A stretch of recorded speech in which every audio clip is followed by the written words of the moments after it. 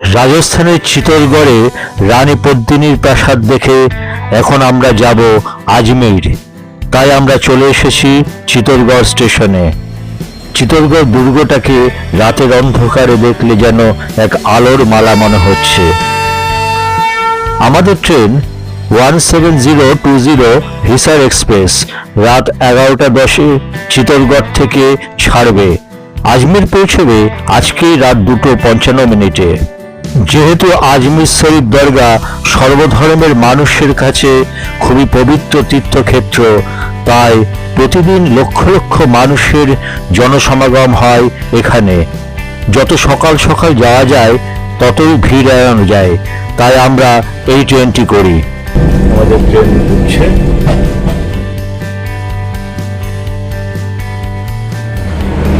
এখন রাত 2:55 বাজে। আমরা অবশেষে আজমির স্টেশনে চলে এসেছি। এখান থেকে আমরা এখন যাব, একটু বাদে বেরোবো। আমরা হচ্ছে আজমির শরীফ, 5টার সময় খুলবে। আজমির শরীফ দরগাতে আমরা যাব। আজমির আর পুষ্কর যেহেতু একটা বেলার মধ্যে ঘুরে নেওয়া যায়, তাই আমরা আমাদের সঙ্গে থাকা লাগেজ আজমিরের রেলওয়ে ক্লক রুমে রাখলাম। আর ভোরের আলো ফোটা পর্যন্ত ঘন্টা প্রতি 10 টাকা এসি ওয়েটিং রুমে একটু গা হেলিয়ে দিলাম। এখানে শোবার ব্যবস্থাও আছে ঘন্টা প্রতি 50 টাকায়। আর বাথরুম খুবই ভালো, স্নানেরও ব্যবস্থা আছে।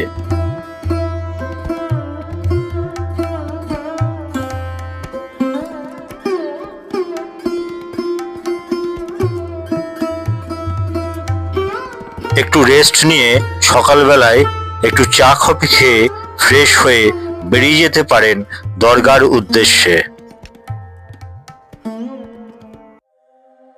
সকাল 5টায় একটা অটো নিয়ে আমরা বেরিয়ে পড়লাম আজমির শরীফ দরগার উদ্দেশ্যে। স্টেশন থেকে আজমির শরীফ দরগা মাত্র 1 কিলোমিটার পথ, হেঁটেও আসা যায়, কিন্তু অন্ধকার না কাটায় আমরা 50 টাকা দিয়ে একটা অটো ভাড়া করে এগিয়ে চলেছি দরগার উদ্দেশ্যে। আজমির শরীফ দরগা ভারতের রাজস্থানের আজমির শহরে অবস্থিত একটি বিখ্যাত সুফি মাজার। সুফি সাধক খাজা মঈনুদ্দিন চিশতির সমাধি এবং এটি ধর্মীয় সম্প্রীতি ও আধ্যাত্মিকতার প্রতীক হিসাবে পরিচিত। খাজা মঈনুদ্দিন চিশতি ছিলেন একজন বিখ্যাত সুফি সাধক, যিনি 12 শতকে ভারতে আসেন এবং আজমিরে বসবাস করেন। আজমির শরীফ দরগার ধর্মবর্ণ নির্বিশেষে সকল মানুষের জন্য উন্মুক্ত এবং প্রতিদিন বহু মানুষ প্রার্থনা করতে আসেন। মুঘল সম্রাট হুমায়ুন এই দরগা নির্মাণ করেন। পরবর্তীকালে আকবর সহ অন্যান্য মুঘল সম্রাটরা এই দরগার উন্নয়নে অবদান রাখেন। এটি একটি গুরুত্বপূর্ণ তীর্থস্থান এবং ভারতের সংস্কৃতি ও ঐতিহ্যের গুরুত্বপূর্ণ অংশ। এই যে দরগা দেখতে পাচ্ছেন, এটাই মেইন প্রবেশদ্বার। এই দরজার ডান দিকে ও বাঁ দিকে জুতো রাখার আলাদা আলাদা কাউন্টার করা আছে, সেখানে জুতো রাখা ভালো। আর অনেক দোকানে আছে যেখান থেকে ফুল কিনতে পারবেন, চাদর চড়ানোর জন্য চাদরও নিতে পারবেন। তবে ভেতরেও দোকান আছে। এখানে টাকা পয়সা, মোবাইল সব সাবধানে রাখবেন। সকাল 5টার মধ্যে এলে এরকম ফাঁকায় ফাঁকায় দর্শন করতে পারবেন। বেলা যত পারবে লক্ষাধিক লোকের ভিড় হবে এইখানে। 1236 সালে পণ্ডিত, দার্শনিক, ধর্মগুরু, ধর্মপ্রচারক মঈনুদ্দিন চিশতি এখানে দেহত্যাগ করেছিলেন। আর তার মৃত্যুর পর তার এখানে একটা স্মৃতিস্তম্ভ সমাধি তৈরি করা হয়। সেই সমাধি আজকের আজমির শরীফ দরগা। খুবই পবিত্র এই জায়গা, সব ধর্মের মানুষের কাছে খুবই পবিত্র তীর্থক্ষেত্র। এই জায়গায় এমন সব মানুষ এসেছিলেন যারা হলেন রাজিয়া সুলতানা, নাসিরুদ্দিন মাহমুদ, ইলতুৎমিশ, শেরশাহ, সম্রাট আকবর, জাহাঙ্গীর, ঔরঙ্গজেব এবং আরও অনেকে। আজমির শরীফ দরগার মূল সমাধিভূমির ওইখানে ভিডিওগ্রাফি অ্যালাউ নেই।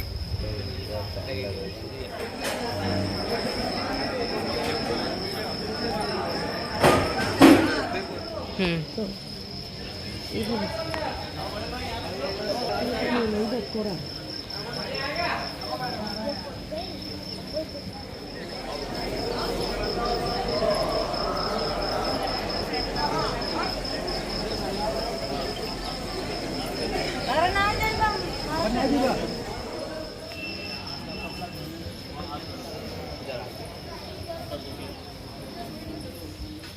ঘুরিয়ে দেয় হ্যাঁ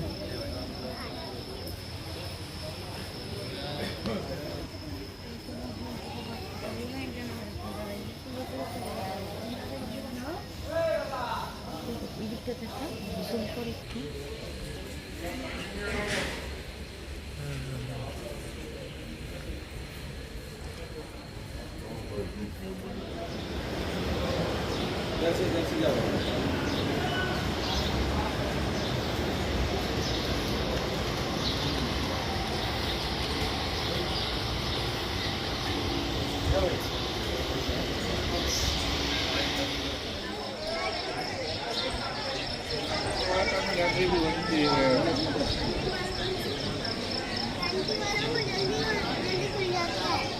लेट बंद कर 2 बजे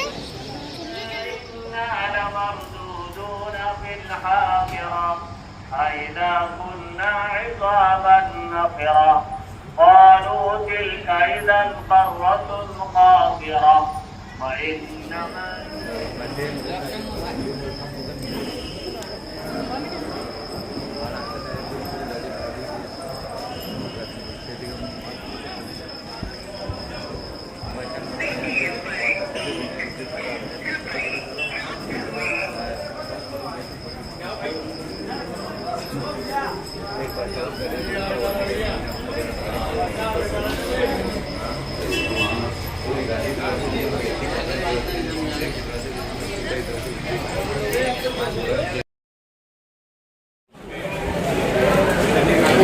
আজমির শরীফ দরগা দর্শন হলো, খুব সুন্দর। আমরা এসেছি এখানে ভোর 5টার সময়। এই দরগার এটা 1 নম্বর নিজাম গেট। সকাল সকাল এলে খুব ভালো, এখানে অনেকটা ফাঁকাই পাওয়া যায়। মানে 5টার আগে এলে আমরা 4:30টার মধ্যে চলে এসেছি এখানে অ্যাকচুয়ালি, এখানে যার জন্য আমরা খুব তাড়াতাড়ি পৌঁছতে পেরেছি এখানে ভেতরে। আর খুব ভিড় হয়ে যায়, এখন প্রচণ্ড ভিড় হয়ে গেছে। আজমির শরীফ দরগায় ভোরের আলো ফোটার সঙ্গে সঙ্গে প্রচুর মানুষের সমাগম হতে শুরু করে, আর বেলা বাড়ার সঙ্গে সঙ্গে লক্ষাধিক মানুষের ভিড় হয়। দরগার ভেতরের পরিবেশ সম্পূর্ণ আলাদা। 3টি গেট আছে এখানে।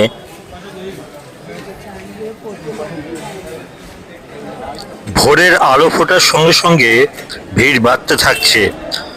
সামনের দোকান থেকে চাদর চড়ানোর জন্য চাদর ও ফুলের ডালিও নিতে পারে। 200 থেকে 400, 600, 1000 বিভিন্ন রেটে এই ডালি পাওয়া যায়। দরগার এই প্রধান গেটের ডান দিকের এই রাস্তাটা দিয়ে মিনিট 5 হেঁটে গিয়েই আমরা যাব আরেক ঐতিহাসিক নিদর্শন ঢাই দিন কা ঝোপড়া দেখতে। বাইরে এখনো সকালের আলো ফোটেনি, তবুও রাস্তার 2 দিকে দোকানের একটি নতুন সকালে প্রস্তুতি দেখলে বোঝা যাচ্ছে কি পরিমাণ ভিড় হয় এখানে। 2 দিকে সব খাবারের দোকান, আর দোকানের আলোয় রাস্তা আলোকিত। আমরা এগিয়ে চলেছি আড়াই দিন কা ঝোপড়ার দিকে। গেটের বাইরে প্রচুর দোকানপাট আছে, প্রচুর খাবারের দোকান আছে। এখানে নিরামিষ এবং আমিষ 2 ধরনের খাবারের অনেক হোটেল আছে। দেখুন, ভোর না হতেই দোকানগুলোতে কেমন ব্যস্ততা শুরু হয়ে গেছে। আজমিরে যত পুরনো স্থাপত্য আছে তার মধ্যে একটি হলো এই আড়াই দিন কা ঝোপড়া। 1192 সালে এটি নির্মাণ করেছিলেন কুতুবউদ্দিন আইবক। এই আড়াই দিন কা ঝোপড়া এই নামকরণের পেছনে অনেক কারণ আছে। মাত্র 2.5 দিনে এই মসজিদ নির্মাণ করা হয়েছিল। সুফি পণ্ডিতরা মনে করেন এই পৃথিবীতে মানুষের জীবন মাত্র 2.5 দিনের, তাই এই মসজিদের নামকরণ হয় আড়াই দিন কা ঝোপড়া। আর্কিওলজিক্যাল সার্ভে অফ ইন্ডিয়া তাদের মতে 2.5 দিন ধরে একটা বিশাল মেলা হতো তাই নামকরণ হয়েছে আড়াই দিন কা ঝোপড়া। আমরা এখন আজমির শরীফে আজমিরে এসে আমরা আজমির শরীফ দরগা দেখেছি। দরগা দেখার পর এখানে পাশেই আছে ঢাই দিন কা ঝোপড়া, আমরা এখানে এসেছি। এটাও একটা হিস্টোরিক্যাল প্লেস। এটা এমনভাবে তৈরি করা হয়েছে আড়াই দিনের মধ্যে সুলতানের নির্দেশে, হ্যাঁ, যে এটা প্রথমে একটা অন্য জায়গায় ছিল। এটা একটা স্থাপত্য হিসাবে আমরা দেখতে এসেছি। আজমির শরীফ দরগা নিজাম গেটের পাশ দিয়ে এটা আসতে হয়, ওই মিনিট 5 লাগে হেঁটে আসতে। একবার দেখিয়ে দিই। এই আড়াই দিন কা ঝোপড়া বর্তমানে একটি ঐতিহাসিক স্মৃতিস্তম্ভ। হিন্দু ইসলামিক স্থাপত্য শৈলীতে তৈরি এই ঢাই দিন কা ঝোপড়া, এটা একটা হিস্টোরিক্যাল প্লেস। এই সকাল 5:30টায় আজমির শরীফ দরগা দেখে আমরা এইখানে পাশেই হচ্ছে এই ঢাই দিন কা ঝোপড়া, এখানে আমরা আপনি যখন মসজিদটি ঘুরে দেখবেন তখন আপনি স্তম্ভ, দেয়াল এবং ছাদের জটিল খোদাই ও ক্যালিগ্রাফি দেখতে পাবেন। 1192 খ্রিস্টাব্দে কুতুবউদ্দিন আইবকের নির্দেশে এটি তৈরি করা হয়। পরে 1213 খ্রিস্টাব্দে দিল্লির সুলতান ইলতুৎমিশ দ্বারা সংস্কার করা হয়। এই মসজিদে ইন্দো ইসলামিক স্থাপত্যের নিদর্শন রয়েছে। ভবনটিতে 10টি গম্বুজ ও 124টি স্তম্ভ আছে, তবে বর্তমানে 70টি স্তম্ভ দাঁড়িয়ে আছে। চুনা পাথরের খিলান সহ একটি বিশাল পর্দা আছে। মূল খিলানটি 60 ফুট উঁচু। এর পাশে 6টি ছোট খিলান আছে। কিছু খোদাইয়ে ফুল ও পাতার নকশা আছে। সকল ধর্মের মানুষ এই স্থানটি পরিদর্শন করতে পারেন। এই মসজিদের প্রাচীন কারুকার্য অত্যন্ত সুন্দর। 2 ধরনের স্থাপত্য আছে এখানে, ভারতীয় এবং ইন্দো ইসলামিক স্থাপত্য আছে। এখানেও নামাজ পড়া হয়, তাই অবশ্যই জুতো বাইরে খুলে আসবেন।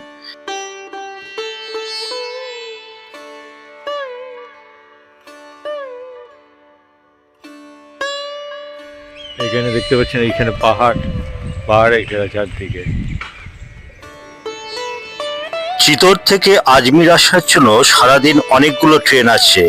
কলকাতা থেকেও আজমির আসার জন্য অনেক ট্রেন আছে। আবার জয়পুর থেকেও আজমির আসতে পারেন। তবে আজমির এলে খুব ভোরের দিকে আসাই সব থেকে ভালো। এতে আপনি সকাল 11টার মধ্যে আজমির এবং পুষ্কর সম্পূর্ণভাবে ঘুরে আবার পরবর্তী গন্তব্যস্থলে যেতে পারবেন। আজমির শরীফ দরগাতে কিভাবে আসবেন না, আজমির স্টেশনে নেবে। সেইখানে আপনি যদি খুব ভোরের রাতের দিকে আসেন, ধরুন আপনি যদি চিতরগড় থেকে আসেন, তাহলে মোটামুটি এখানে আজমিরে আস্তে আস্তে রাত 2:55-তে ঢুকে যাবেন। সেখানে তো 10 টাকা দিয়ে এসি ওয়েটিং রুমে থাকতে পারবেন। ওখানে পার ঘন্টায় 10 টাকা করে নেয়। এছাড়া ওখানে বাথরুম আছে, স্নানের ব্যবস্থা আছে, শোয়ার জায়গা আছে, সব কিছুই আছে। ওইখানে ভোরের আলো ফোটা পর্যন্ত একটু অপেক্ষা করতে হবে। 5টার মধ্যে দরগাটা খুলে যায়। গরমকালে ভোর 4টের সময় খোলে, ভোর 4টে থেকে রাত 9টা। আর শীতকালে ভোর 5টা থেকে রাত 9টা পর্যন্ত খোলা থাকে আজমির শরীফ দরগা। স্টেশন থেকে হেঁটে আসা যেতে পারে মাত্র এই 8-10 মিনিটের রাস্তা। আর যদি অটো নেন তো ওই রিজার্ভ অটো 3-4 জন যদি চাপেন তাহলে ওই 50 টাকা নেবে। একদম ওয়াকিং ডিস্টেন্সই, এটা মাত্র ওই 700-800 মিটারের মতো। তা এখানে 1 নম্বর নিজাম গেটে নামিয়ে দেবে। 1 নম্বর নিজাম গেটে ওইখান দিক দিয়ে ডালি নিয়ে ভেতরে প্রবেশ করবেন। যত সকালের দিকে আসবেন তত ভিড়টা কম থাকবে, নাহলে প্রচণ্ড ভিড় হয়। বেলা যত বাড়তে থাকে তত ভিড়টাও বাড়তে থাকে। এখন আমরা এখান থেকে যাব হচ্ছে পুষ্করে। এখান থেকে আমরা দেখি অটো কি পাওয়া যায়। হ্যাঁ, অটো ধরে আমরা পুষ্করটা দেখে আবার আজমিরের ক্লক রুমের মধ্যে কিন্তু একটা জিনিস, আপনাদের সঙ্গে যদি লাগেজ থাকে সেই লাগেজগুলো কিন্তু আজমিরের রেলওয়ে স্টেশনে ক্লক রুমে রাখা যায়, অথবা এইখানে যে ইয়েতে আজমির শরীফ দরগার পাশে ওই 100 টাকা দিয়ে রুম ভাড়াও পাওয়া যায়, আবার মালপত্র রাখারও ব্যবস্থা আছে 10-20 টাকা দিয়ে। হ্যাঁ, তো সেখানেও মালপত্র রাখতে পারেন। হ্যাঁ, তবে আমি রেলওয়ে প্রোটেকশনের জায়গা বলে আমি ওইখানটায় আমি রেলওয়েতেই রেখেছি, স্টেশনে ক্লক রুমে রেখেছি।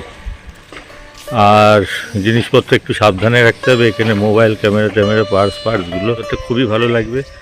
অত্যন্ত পবিত্র ভূমি, আমাদের খুবই ভালো লেগেছে। আর সকালের দিকে পরিবেশটা তো খুব ভালো থাকে, শান্ত স্নিগ্ধ পরিবেশটা থাকে ওইখানে।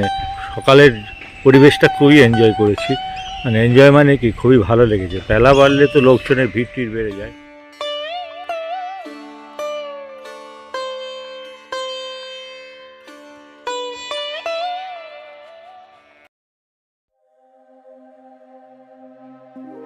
আড়াই দিনকার ঝোপড়া দেখে আমরা এখন একটি অটো ভাড়া করে চলেছি পুষ্করের দিকে।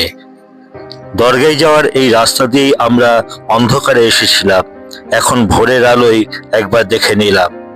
ইতিহাস প্রসিদ্ধ এত বড় ধর্মীয় স্থান, অথচ রাস্তাঘাটের পরিষ্কার পরিচ্ছন্নতার দিকে প্রশাসনের একটু বিশেষ নজর দেওয়া উচিত। দেখুন, ভোর হতে না হতেই বিভিন্ন মানুষজন তাদের পসরা সাজিয়ে রাস্তার মাঝখানে লাইন দিয়ে বসে গেছে।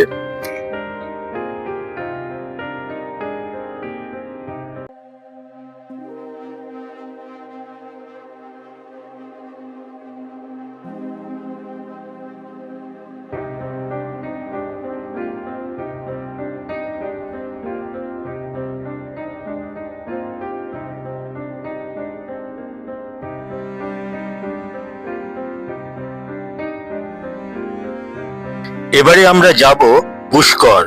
পুষ্কর এখান থেকে বেশি দূর নয়, আজমের থেকে পুষ্করের দূরত্ব মাত্র 14 কিলোমিটার, আর যেতে সময় লাগবে 30 থেকে 35 মিনিট। আজমেরের এখান থেকে অটো আমাদের পুষ্কর নিয়ে যাবে, পথে আনারসাগর লেক দেখব, এরপর পুষ্কর থেকে আমাদের আবার আজমের স্টেশনে নিয়ে আসবে। দরদাম করে 600 টাকায় রাজি করায় অটোওয়ালাকে।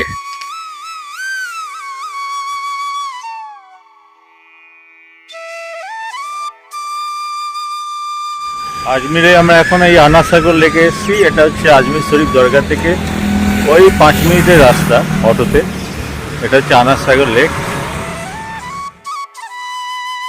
নীল জল আর সবুজ পাহাড়ে ঘেরা এটি হলো আনারসাগর লেক। এটি প্রায় 13 কিমি লম্বা। নির্মাণ করেছিলেন পৃথ্বীরাজ চৌহান। তার দাদু আনাজিরাজ চৌহান, তার নামে এই লেকের নামকরণ হয়েছে আনারসাগর লেক। 1135 সালে এই কৃত্রিম লেকটি নির্মাণ করা হয় খরার সময় আজমিরের জনসাধারণের জলের চাহিদা মেটানোর জন্য। এই হ্রদকে ঘিরে একপাশে মুঘল সম্রাট জাহাঙ্গীর মনোরম দৌলতবাগ উদ্যান তৈরি করেছিলেন। সময়ের অভাবে ভেতরে ঢুকিনি, আপনারা দেখে নেবেন। নির্জন পাহাড়ে ঢাকা আজমির এক আকর্ষণীয় অতীতের সাক্ষী। 7ম শতাব্দীতে রাজা অজয়পাল চৌহান কর্তৃক প্রতিষ্ঠিত হয় এই আজমির শহর।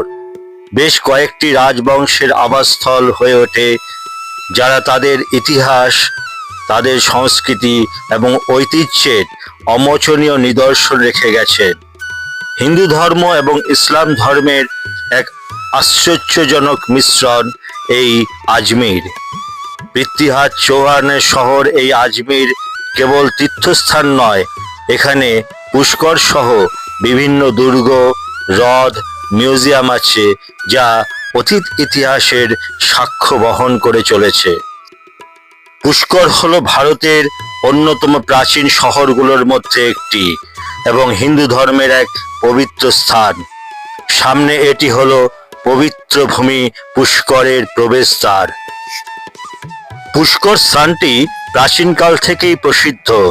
পৌরাণিক মতে সৃষ্টিকর্তা দেবতা ব্রহ্মার হাত থেকে একটি পদ্মফুল পড়ে এই হ্রদের সৃষ্টি হয়। রামায়ণে, মহাভারতে এবং পদ্মপুরাণে এই পুষ্করের উল্লেখ আছে। পুষ্কর শহরটি ইতিহাস, পুরাণ এবং পর্যটনের এক মিলনস্থল। পুষ্কর মানে পদ্ম। পুরাণ মতে পরশুরাম এই তীর্থের প্রতিষ্ঠাতা। ব্রহ্মার হাতে পদ্ম নিয়ে যজ্ঞের স্থান নির্বাচনের জন্য বেরিয়েছিলেন। তার হাতের পদ্মটি যেখানে পড়েছিল সেখানে বসে তিনি তপস্যা শুরু করেন। সেই থেকে এই জায়গার নাম হয় পুষ্কর। আমরা চলে এলাম আজমির থেকে, আমরা অটো করে চলে এলাম এখন পুষ্করে।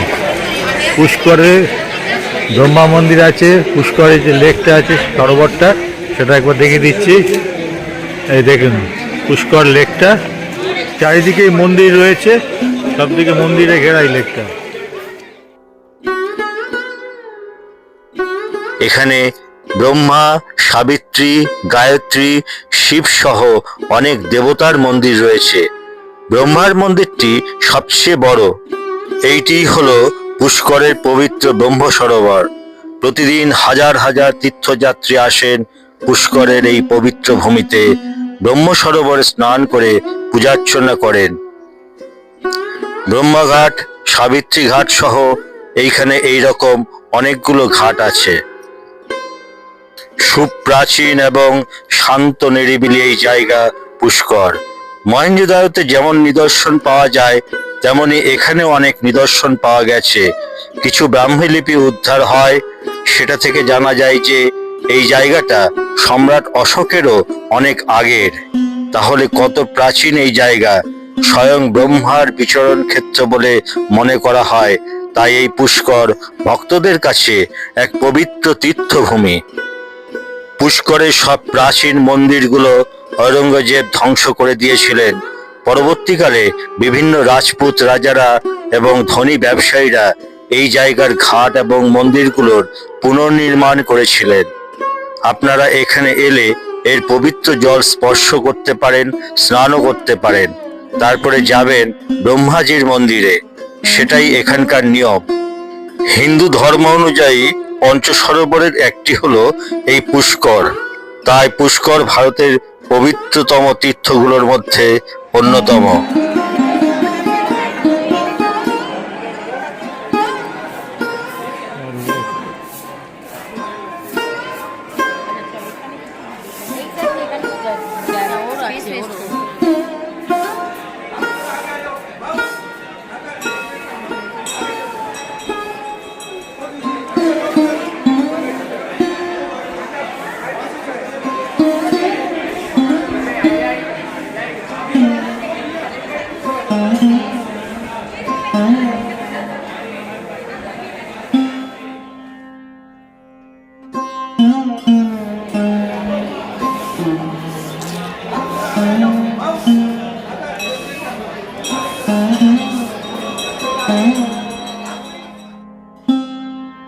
পুষ্কর শহর তিন দিক থেকে এইরকম আরাবল্লী পর্বত দিয়ে ঘেরা।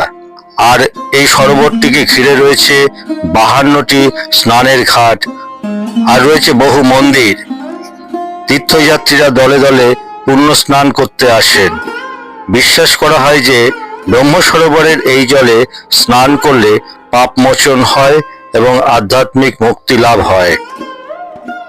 পুষ্করের এই হ্রদ এতটাই প্রাচীন ছিল যে খ্রিস্টপূর্ব 4র্থ শতাব্দীর গ্রিক ও কুষাণ মুদ্রায় পুষ্কর হ্রদের উল্লেখ আছে। আর কথিত আছে দশম শিখ গুরু গুরু গোবিন্দ সিং এই হ্রদের তীরে বসেই শিখদের পবিত্র ধর্মগ্রন্থ গুরু গ্রন্থ সাহিব পাঠ করতেন। পুষ্করের এই ব্রহ্মা মন্দিরটিকে পৃথিবীর একমাত্র ব্রহ্মা মন্দির হিসেবে বলা হয়।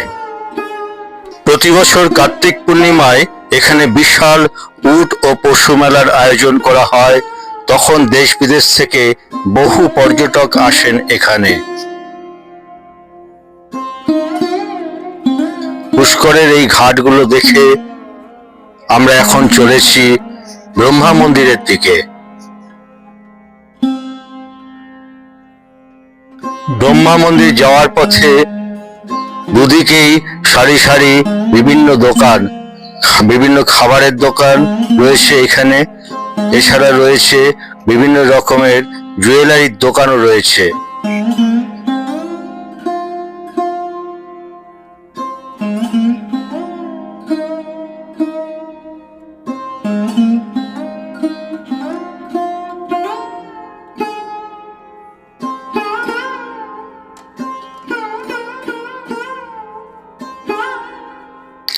এখানে প্রচুর জামা কাপড়ের দোকানও আছে, এছাড়া হোটেলও আছে।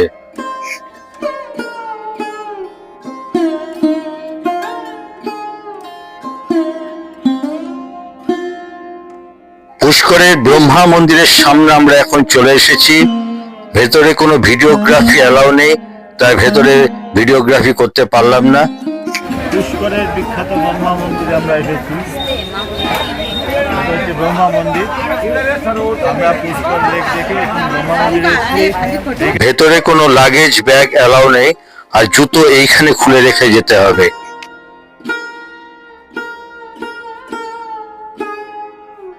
এই ব্রহ্মা মন্দির হলো সব থেকে প্রাচীন ব্রহ্মা মন্দির। অসাধারণ সুন্দর রূপোর মূর্তি।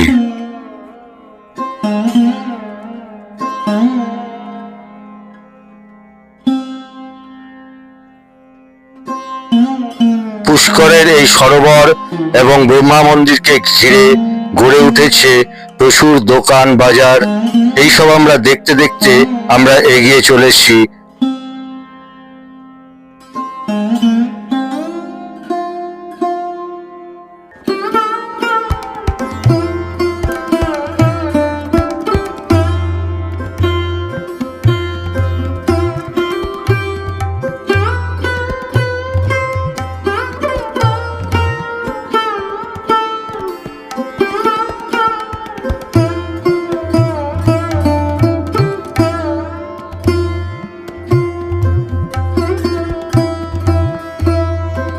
পুষ্করের এই বাজারের মধ্যে দিয়ে ঘুরতে ঘুরতে হঠাৎ চোখ টেনে নিল একটা দোকানের দিকে। এখানে সাজানো রয়েছে বিভিন্ন রকমের তলোয়ার, বিভিন্ন ডিজাইনের এবং ঢাল, যা আগে কখনো আমরা রাজস্থানে কোথাও আমরা দেখতে পাইনি। একমাত্র পুষ্করেই এই বিভিন্ন রকমের তলোয়ারের দোকান রয়েছে। পুষ্করের ব্রহ্মা মন্দিরে এখানে আমরা একটা খুব সুন্দর দোকানে এসেছি। দোকানে প্রচুর ভালো ভালো সব জিনিস রয়েছে। এই ভাইয়ের দোকান আছে। হ্যাঁ, सबका नाम बताओ। शॉप का नाम जिमी इंटरनेशनल। अच्छा, তা ब्रह्मा चौक में जिमी इंटरनेशनल। খুব সুন্দর এবং খুব রিজনেবল প্রাইসে বিক্রি।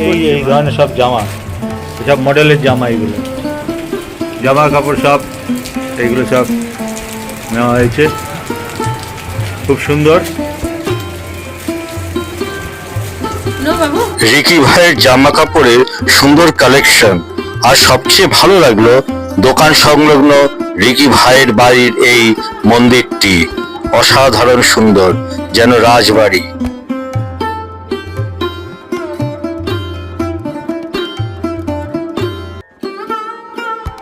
পুষ্করের সাবিত্রী মন্দির পাহাড়ের উপর, প্রায় 700-র উপর সিঁড়ি বেয়ে উঠতে হবে। আর এখানে রোপওয়ের ব্যবস্থাও আছে, তবে রোপওয়ের কাজ চলার জন্য রোপওয়ে এখন বন্ধ থাকায় আমরা সাবিত্রী মাতা মন্দিরে আর যেতে পারিনি। আমরা এখন এগিয়ে চলেছি আজমির স্টেশনের দিকে, আমাদের পরবর্তী গন্তব্যস্থল জয়পুরের দিকে। ভোর 5টায় আজমির স্টেশন থেকে আমরা যাত্রা শুরু করি। প্রথমে আমরা আজমির শরীফ দরগা, তারপরে আধা দিন কা ঝোপড়া দেখে আমরা পুষ্কর চলে যাই। পুষ্কর ভ্রমণ করে আমরা সকাল 10টা-15-র মধ্যে চলে আসি আজমির স্টেশনে। আজমির ভ্রমণ আমাদের হয়ে গেল। এখন আমরা আজমির থেকে যাচ্ছি হচ্ছে জয়পুর। জয়পুর হচ্ছে এটা জয়পুর ইন্টারসিটি। সকাল 11টা 20 ট্রেন, এখনও ঢোকেনি, আর কাছাকাছি আছে, চলে আসবে। আমরা চলে যাব হচ্ছে জয়পুর। আজমিরকে বিদায় জানিয়ে সকাল 11টা 20 1299 ইন্টারসিটি এক্সপ্রেস ধরে এখন আমরা চলেছি জয়পুরের দিকে। আজমির থেকে এখন আমরা চলেছি জয়পুরের দিকে। আসলে আমাদের ট্রেন ছিল হচ্ছে এসি 3 টায়ারের ছিল, ওটা 3:25-এ। সেটাই না গিয়ে আমরা, যেহেতু আমাদের সকাল সকাল দেখা হয়ে গেছে, 10টা 15-20 মধ্যে আমাদের হয়ে গেছে, তাই আমরা ওই 11টা 20 আমরা একটা ইন্টারসিটি, যেটা এক্সপ্রেস করেছে ইন্টারসিটি, সেটা করে আমরা এখন যাচ্ছি হচ্ছে জয়পুর। দুপুর 1:40 আমরা পৌঁছে যাব পিঙ্ক সিটি জয়পুর। সময় লাগবে মাত্র 2 ঘন্টা 20 মিনিট।